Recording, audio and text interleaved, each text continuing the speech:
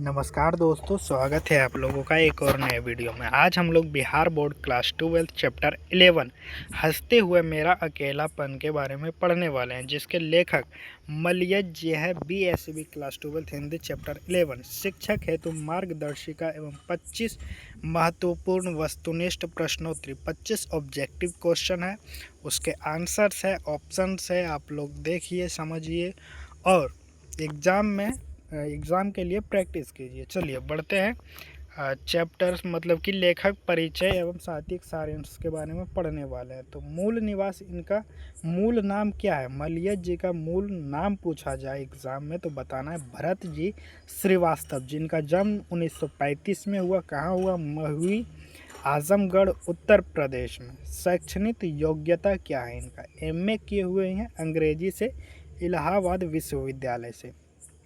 प्रमुख कृतियां हैं इनके द्वारा जो लिखा गया है। जख्म पर धूल एक कविता है, कविता से साक्षात्कार, हंसते हुआ मेरा अकेलापन, यह एक प्रकार का डायरी है।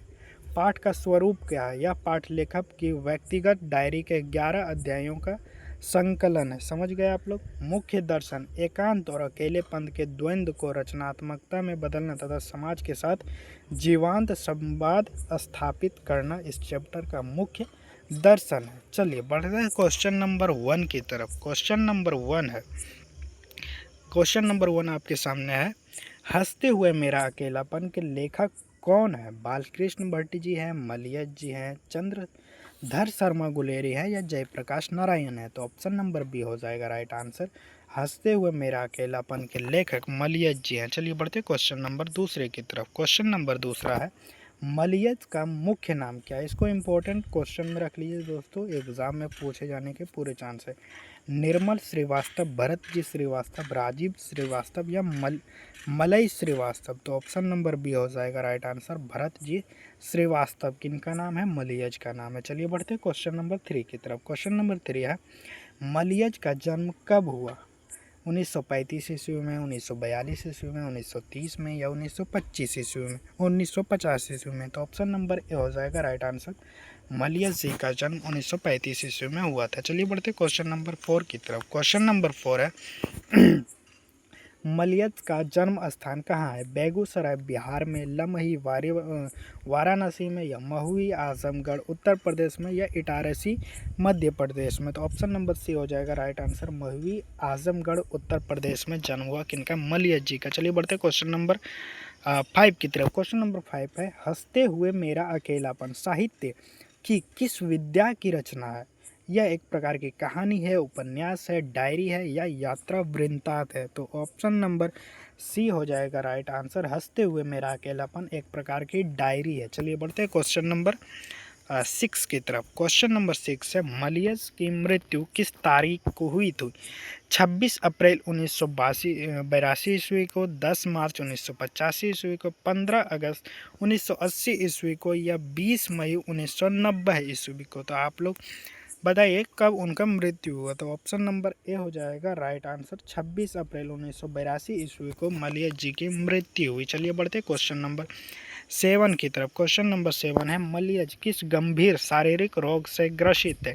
उन्हें कैंसर था, क्षय रोग यानी TB था या हृदय रोग था या पोलियो था? तो ऑप्शन नंबर बी हो जाएगा राइट आंसर, मलियज जी को TB था यानी कि क्षय रोग था। चलिए बढ़ते हैं क्वेश्चन नंबर 8 की तरफ। क्वेश्चन नंबर 8 है, मलियज के पूज्य पिताजी का नाम क्या है?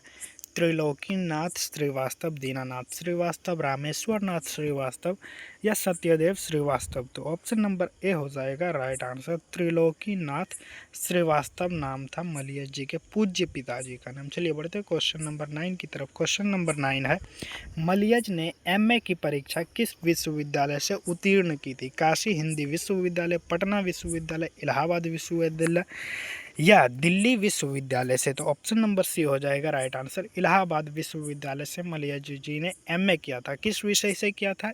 अंग्रेजी विषय से। चलिए बढ़ते क्वेश्चन नंबर 10 की तरफ। क्वेश्चन नंबर 10 है, मलियज किस सरकारी विभाग मंत्रालय में नौकरी करते थे? रेलवे मंत्रालय, कृषि मंत्रालय, गृह मंत्रालय या शिक्षा मंत्रालय? तो ऑप्शन नंबर बी हो जाएगा राइट आंसर, कृषि मंत्रालय में वह नौकरी करते थे। चलिए बढ़ते क्वेश्चन नंबर 11 की तरफ। क्वेश्चन नंबर 11 है, मलियज के अनुसार मानव जीवन की सच्ची सुरक्षा कहाँ निहित है? समाज से दूर भागने में, चुनौतियों और धूप को झेलने में, बंद कमरे के अंदर सुरक्षित रहने में, दूसरों को अधीनता स्वीकार करने में। तो ऑप्शन नंबर बी हो जाएगा राइट आंसर, चुनौतियों और धूप को झेलने में। चलिए बढ़ते हैं क्वेश्चन नंबर 12 की तरफ। क्वेश्चन नंबर 12 है, लेखक मलियज के अनुसार डायरी लिखना वास्तव में कैसा कर्म है?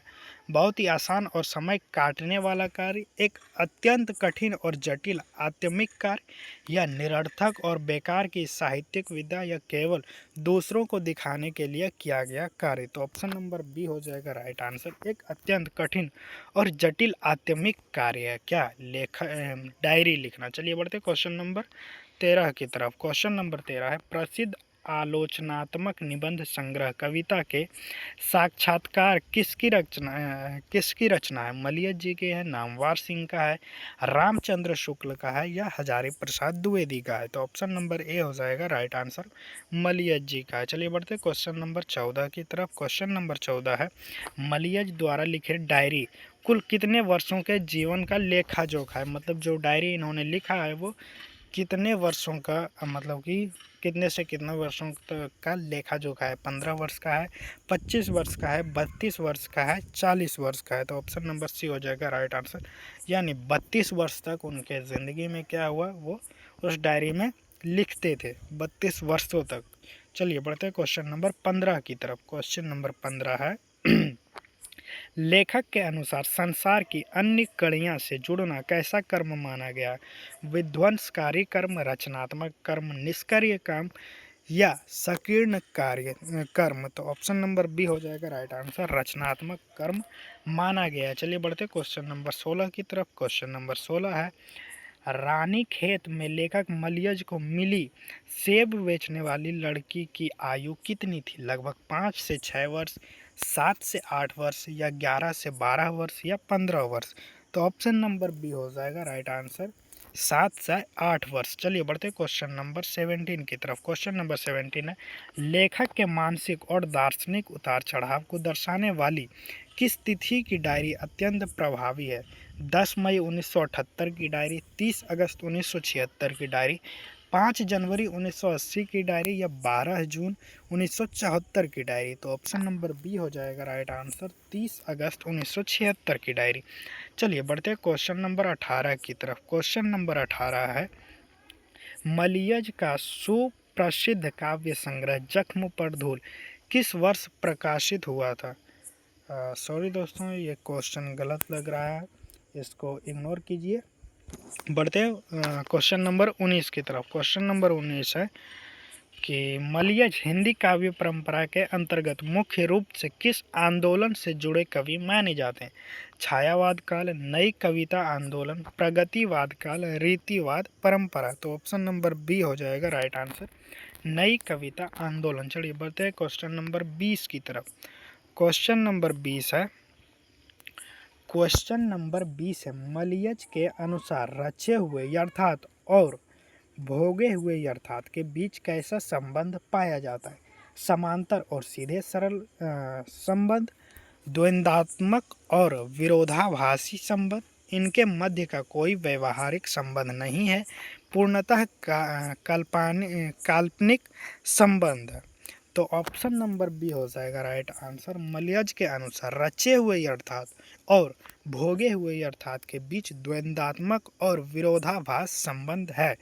चलिए बढ़ते हैं क्वेश्चन नंबर 21 की तरफ। क्वेश्चन नंबर 21 है, संवाद और एकालाप नामक प्रसिद्ध साहित्यिक आलोचनात्मक निबंध संग्रह किसकी कृति है? मलियज, बालकृष्ण भट्ट, रामधारी सिंह दिनकर, जयशंकर प्रसाद? तो ऑप्शन नंबर ए हो जाएगा राइट आंसर, मलियज जी की है। चलिए बढ़ते हैं क्वेश्चन नंबर 22 की तरफ। क्वेश्चन नंबर 22 है, मलियज ने मानव के लिए अकेलेपन को किस रूप में परिभाषित किया? केवल निराशाजनक और पीड़ादायक अवस्था, सृजनात्मक एवं रचनात्मक यानी हंसते हुआ अकेलापन, या एक अत्यंत नकारात्मक मानसिक विकार, या एक व्यर्थ और नीरस समय? तो ऑप्शन नंबर बी हो जाएगा राइट आंसर, सृजनात्मक एवं रचनात्मक, मतलब कि हंसता हुआ अकेलापन। चलिए बढ़ते हैं क्वेश्चन नंबर 23 की तरफ। क्वेश्चन नंबर 23 है, बिना संघर्ष के जीवन अधूरा है और सुरक्षा केवल भागने में नहीं, यह दार्शनिक विचार किस अध्याय से प्रेरित है? त्रिज से है, हंसते हुए, मेरा अकेलापन से है, या ओ सादा नीरा से है, या बातचीत से है? तो ऑप्शन नंबर बी हो जाएगा राइट आंसर, हंसते हुए, मेरा अकेलापन से। चलिए बढ़ते क्वेश्चन नंबर 24 की तरफ। क्वेश्चन नंबर 24 है, डायरी लेखन के माध्यम से मलियज ने स्वयं को समाज के सम्मुख किस रूप में प्रस्तुत किया है? एक अहंकारी और अलगावादी बुद्धिजीवी के रूप में, अत्यंत सजग, संवेदनशील तथा आत्म समीक्षक के रूप में, या एक सामान्य उदासीन नागरिक के रूप में, या एक काल्पनिक दार्शनिक के रूप में? तो ऑप्शन नंबर बी हो जाएगा राइट आंसर, अत्यंत सजग, संवेदनशील तथा आत्म समीक्षक के रूप में। चलिए बढ़ते क्वेश्चन नंबर 25 की तरफ। क्वेश्चन नंबर 25 है, मलियज जी की माता जी का नाम क्या था? प्रभावती देवी, कलावती देवी, शंकुंतला देवी, या मनोरमा देवी? तो ऑप्शन नंबर ए हो जाएगा राइट आंसर, प्रभावती देवी हो जाएगा मलियज जी की माता का नाम। यहीं तक क्वेश्चन था दोस्तों 25, जिसमें से 24 हम लोगों ने किया है। आप लोगों ने कितना सही किया है कमेंट करके ज़रूर बताएं। वीडियो अच्छा लगा हो तो वीडियो को लाइक करें, एक प्यारा सा कमेंट करें, और चैनल को ज़रूर से ज़रूर सब्सक्राइब करें। यहाँ तक देखने के लिए आप लोग का बहुत बहुत धन्यवाद।